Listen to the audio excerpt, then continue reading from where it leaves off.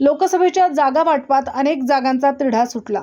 रत्नागिरी सिंधुदुर्ग जागा ही किरण सामंत हे उत्सुक होते, तर राणे उत्सुक होते। हे नेते अमित शहांशी बोलले। किरण सामंत यांनी स्वतःहून शिंदे साहेबांना विनंती केली। सामंतांनी निर्णय घेतला की महायुतीत तिढा निर्माण होऊ नये म्हणून ही जागा भाजपला दिली तरी हरकत नाही। राणे यांचा फॉर्म भरायला उदय सामंत, किरण सामंत आणि दीपक केसरकर देखील उपस्थित राहतील।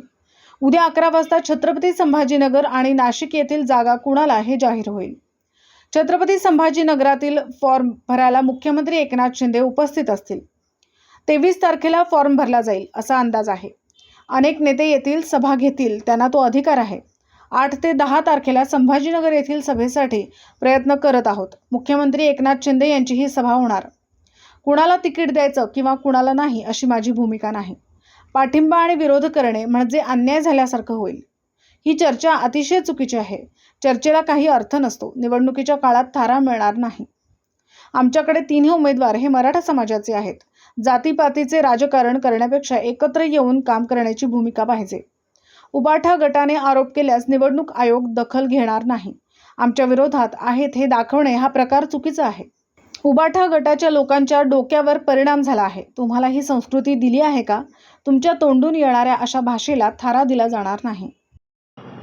लोकसभेच्या या जागा वाटपामध्ये ज्या अनेक जागाचा तिढा होता तो जवळपास सुटलेला आहे। ज्याची चर्चा संपूर्ण महाराष्ट्रात झाली ती रत्नागिरी सिंधुदुर्गची जागा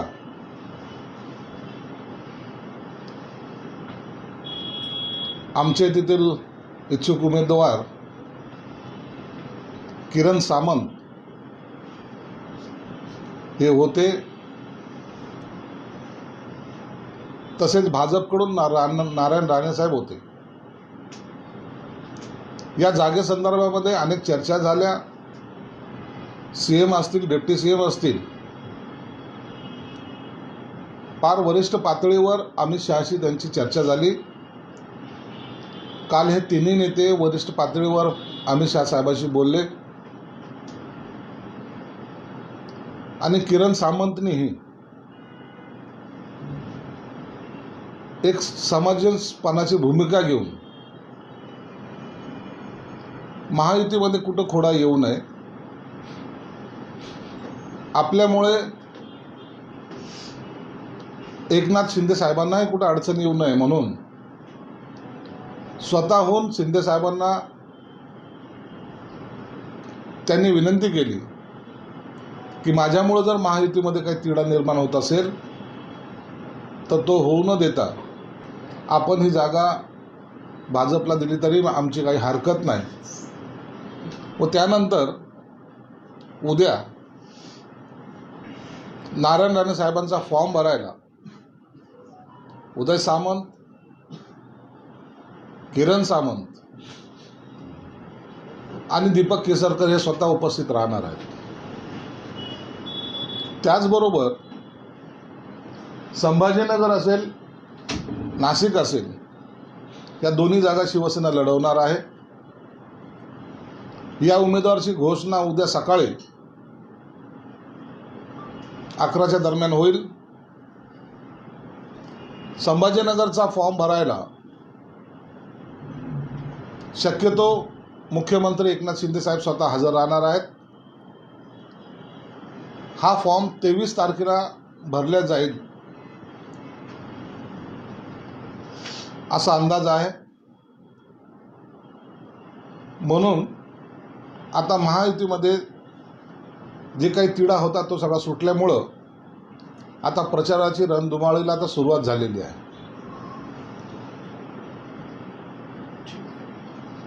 डॉक्टर, पण तुम्ही हे गेल्या आठवड्याभरापासून असं सांगताय की संभाजीनगर बाबत किंवा इतर ठिकाणाबाबत उद्या निर्णय होईल, उद्या काही येतच नाही आहे अजून। तुम्ही आता हे जे मी आज जे प्रेसमध्ये बोललेलो आहे हे मी शिंदे साहेबांशी चर्चा केली।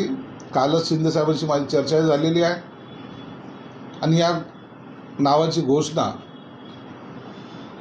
आजच करायची होती, परंतु ते सांगली आणि साताऱ्याला फॉर्म भरायला गेल्यामुळं त्याची घोषणा उद्या सकाळी होईल.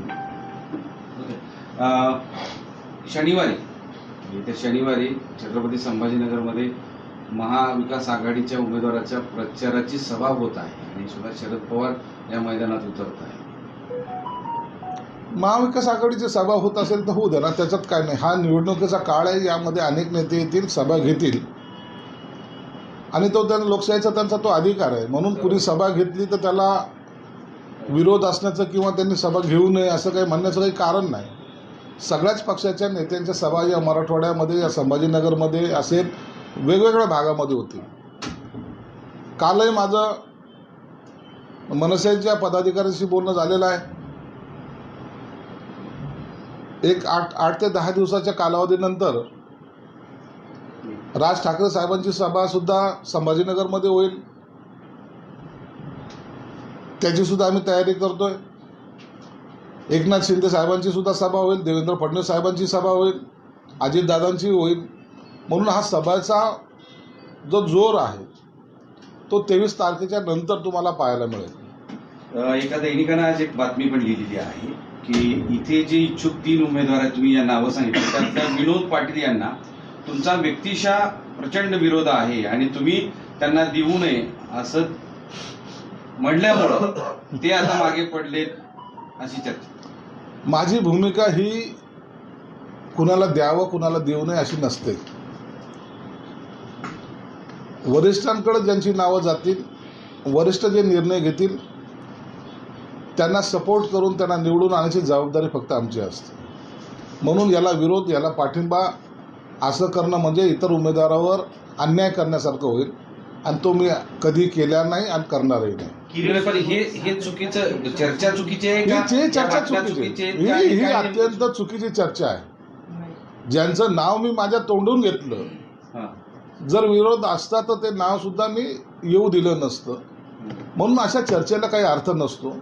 या चुकीच्या चर्चा काही लोक पसरवतात आणि त्याचं भांडवल करायचा प्रयत्न करतात आणि म्हणून अशा या गोष्टीला निवडणुकीच्या काळामध्ये थारा मिळत नाही. बातमी जरूर होते परंतु त्याला थारा मिळणार नाही एवढं मात्र निश्चित आहे. पण विनोद पाटील हे मराठा कॅन्डिडेट आहेत आणि मराठा क्रांती मोर्चामुळं अडचण निर्माण होईल असे वेगवेगळे मुद्दे तुम्ही मांडलेत, हे कन्फर्म आहे असं कळते? असं नसतं काही. आमच्याकडचे 3 उमेदवार हे मराठा समाजाचे आहेत. फक्त समाजाचे असून नाही तर ते इतर समाजाला घेऊन चालणारे सुद्धा आहेत आणि म्हणून जातीपातीचं राजकारण करण्यापेक्षा आम्ही सर्व समाज एकत्रितपणे येऊन काम करण्याची आमची भूमिका आहे. म्हणून असा जर कुणी जर काही आरोप प्रत्यारोप लावत असेल तर तो चुकीचा आहे.